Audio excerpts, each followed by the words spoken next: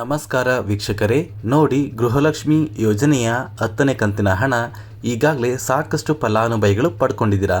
ಇಂತಹ ಫಲಾನುಭವಿಗಳಿಗೆ ಸರ್ಕಾರದಿಂದ 11ನೇ ಕಂತಿನ ಹಣ ಅಂದರೆ ಯಾರಿಗೆಲ್ಲ 10ನೇ ಕಂತಿನ ಹಣ ಬಂದಿದೆ, ಇಂತಹ ಫಲಾನುಭವಿಗಳು ನಮ್ಮ ಬ್ಯಾಂಕ್ ಖಾತೆಗೆ 11ನೇ ಕಂತಿನ ಹಣ ಯಾವ ಒಂದು ದಿನ ಬರುತ್ತೆ ಅಂತ ಸಾಕಷ್ಟು ಜನ ಕೇಳ್ತಾ ಇದ್ದೀರಾ. ಇಂತಹ ಫಲಾನುಭವಿಗಳ ಬ್ಯಾಂಕ್ ಖಾತೆಗೆ ಹಣ ಬಿಡುಗಡೆಯ ಬಗ್ಗೆ ಸರ್ಕಾರದಿಂದ ಒಂದು ಮಾಹಿತಿನ ಕೊಟ್ಟಿದ್ದಾರೆ. ಮತ್ತು ಸ್ನೇಹಿತರೆ, ಇಂದು ಯಾವ ಜಿಲ್ಲೆಗಳ ಫಲಾನುಭವಿಗಳ ಬ್ಯಾಂಕ್ ಖಾತೆಗೆ ಸರ್ಕಾರದಿಂದ ಗೃಹಲಕ್ಷ್ಮಿ ಯೋಜನೆಯ ಹಣ ಬರ್ತಾ ಇದೆ ಅಂತ ನಾನು ನಿಮಗೆ ಈ ಒಂದು ವಿಡಿಯೋದಲ್ಲಿ ಮಾಹಿತಿನ ಕೊಡ್ತಾ ಇದ್ದೀನಿ. ಅದಕ್ಕಿಂತ ಮುಂಚೆ ನೋಡಿ, ಸಾಕಷ್ಟು ಜನ ವಿಡಿಯೋನ ನೋಡ್ತಾ ಇದ್ದೀರಾ, ಆದರೆ ಇನ್ನೂ ಕೂಡ ಚಾನಲ್ನ ಸಬ್ಸ್ಕ್ರೈಬ್ ಆಗ್ತಾ ಇಲ್ಲ. ದಯವಿಟ್ಟು ವಿಡಿಯೋ ನೋಡ್ತಾ ಇರುವ ಪ್ರತಿಯೊಬ್ಬರ ಹತ್ರ ಕೂಡ ಒಂದು ಚಿಕ್ಕ ರಿಕ್ವೆಸ್ಟ್ ಇದೆ, ದಯಮಾಡಿ ಪ್ರತಿಯೊಬ್ಬರೂ ನನ್ನ ಚಾನಲ್ನ ಸಬ್ಸ್ಕ್ರೈಬ್ ಮಾಡ್ಕೊಳ್ಳಿ, ಹಾಗೆ ವಿಡಿಯೋಗೆ ಒಂದು ಲೈಕ್ನ ಕೊಡಿ. ಹೌದು ಸ್ನೇಹಿತರೆ, ಗೃಹಲಕ್ಷ್ಮಿ ಯೋಜನೆಯ 11ನೇ ಕಂತಿನ ಹಣದ ಬಗ್ಗೆ ಸರ್ಕಾರದಿಂದ ಒಂದು ಮಾಹಿತಿ ಬಂದಿದೆ. ಈಗಾಗಲೇ ರಾಜ್ಯ ಸರ್ಕಾರದಿಂದ 10ನೇ ಕಂತಿನ ಹಣ ಬಿಡುಗಡೆಯಾಗಿದ್ದು ಸಾಕಷ್ಟು ಫಲಾನುಭವಿಗಳು ಗೃಹಲಕ್ಷ್ಮಿ ಯೋಜನೆಯ 10ನೇ ಕಂತಿನ ಹಣನ ಪಡ್ಕೊಂಡಿದ್ದೀರಾ. ಅದೇ ರೀತಿ ಕೆಲವೊಂದು ಫಲಾನುಭವಿಗಳಿಗೆ ಇನ್ನೂ ಕೂಡ 9ನೇ ಕಂತಿನ ಹಣ ಬಂದಿಲ್ಲ ಅಥವಾ 10ನೇ ಕಂತಿನ ಹಣ ಬಂದಿಲ್ಲ. ಕೆಲವೊಂದು ಫಲಾನುಭವಿಗಳಿಗೆ ಇನ್ನೂ ಕೂಡ ಪೆಂಡಿಂಗ್ ಹಣ ಬಂದಿಲ್ಲ. ಇಂತಹ ಫಲಾನುಭವಿಗಳು ಕೇಳ್ತಾ ಇರುವಂತಹ ಒಂದು ಪ್ರಶ್ನೆ, ನಮ್ಮ ಬ್ಯಾಂಕ್ ಖಾತೆಗೆ ಯಾವ ಒಂದು ದಿನ ಹಣ ಬರುತ್ತೆ? ತುಂಬ ದಿನಗಳಿಂದ ನಾವು ವೇಟ್ ಮಾಡ್ತಾ ಇದ್ದೀವಿ, ಆದರೂ ಕೂಡ ನಮ್ಮ ಬ್ಯಾಂಕ್ ಖಾತೆಗೆ ಯಾವ ಒಂದು ಕಾರಣಕ್ಕೆ ಹಣ ಬಂದಿಲ್ಲ ಅಂತ ಸಾಕಷ್ಟು ಜನಕ್ಕೆ ಒಂದು ಗೊಂದಲ ಇದೆ.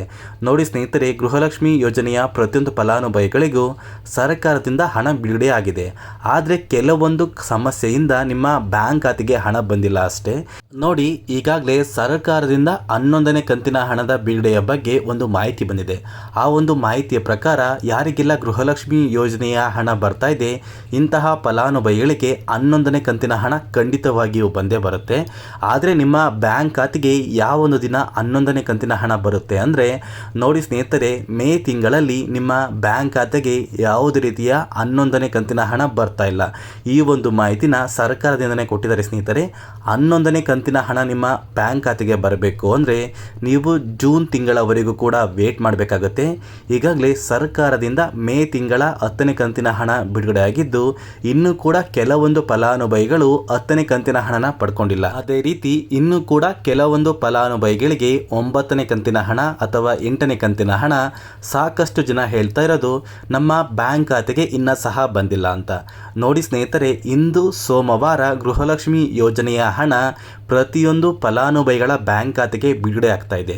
ನೋಡಿ, ನಿಮ್ಮ ಬ್ಯಾಂಕ್ ಖಾತೆಗೆ ಪೆಂಡಿಂಗ್ ಹಣ ಬರಬೇಕು ಅಂದರೂ ಕೂಡ ಇಂದು ಕೆಲವೊಂದು ಜಿಲ್ಲೆಗಳ ಫಲಾನುಭವಿಗಳ ಬ್ಯಾಂಕ್ ಖಾತೆಗೆ ಪೆಂಡಿಂಗ್ ಹಣ ಕೂಡ ಬರ್ತಾ ಇದೆ. ಅದೇ ರೀತಿ 8ನೇ ಕಂತಿನ ಹಣ, 9ನೇ ಕಂತಿನ ಹಣ ಮತ್ತು 10ನೇ ಕಂತಿನ ಹಣ ಕೂಡ ಕೆಲವೊಂದು ಜಿಲ್ಲೆಗಳ ಫಲಾನುಭವಿಗಳ ಬ್ಯಾಂಕ್ ಖಾತೆಗೆ ಬಿಡುಗಡೆ ಆಗ್ತಾ ಇದೆ. ಹಾಗಾದರೆ ಆ ಒಂದು ಜಿಲ್ಲೆಗಳ ಹೆಸರು ಯಾವುದು ಅಂತ ನೀವು ಕೇಳ್ಬೋದು.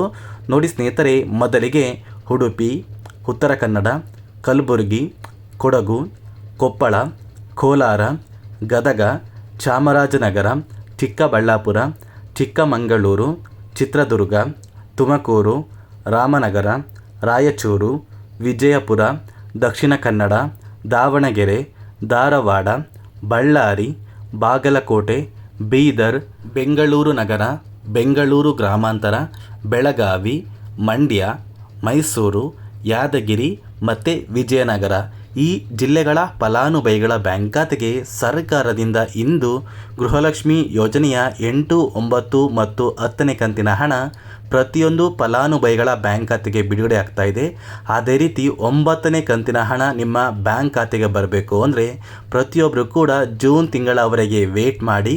ಖಂಡಿತವಾಗಿಯೂ ನಿಮ್ಮ ಬ್ಯಾಂಕ್ ಖಾತೆಗೆ ಗೃಹಲಕ್ಷ್ಮಿ ಯೋಜನೆಯ 10ನೇ ಕಂತಿನ ಹಣ ಬಂದಿದ್ದರೆ ಜೂನ್ ತಿಂಗಳಲ್ಲಿ ನಿಮ್ಮ ಬ್ಯಾಂಕ್ ಖಾತೆಗೆ 11ನೇ ಕಂತಿನ ಹಣನ ಸರ್ಕಾರದಿಂದ ಬಿಡುಗಡೆ ಮಾಡ್ತಾರೆ ಅಂತ ಹೇಳ್ತಾ, ಇದಿಷ್ಟು ಗೃಹಲಕ್ಷ್ಮಿ ಯೋಜನೆಗೆ ಸಂಬಂಧಪಟ್ಟ ಹೊಸ ಮಾಹಿತಿ ಆಗಿರುತ್ತೆ.